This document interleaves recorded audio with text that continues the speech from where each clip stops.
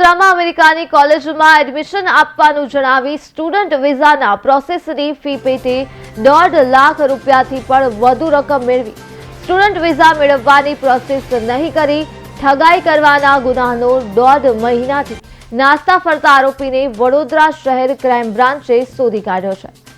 Waghodia road Sukhdham 4 રસ્તા ખાતેથી ભાવિન પરીખને વાઘોડિયા રોડના નાણંદા પાણીની ટાંકી પાસેથી ઝડપી પાડ્યો હતો।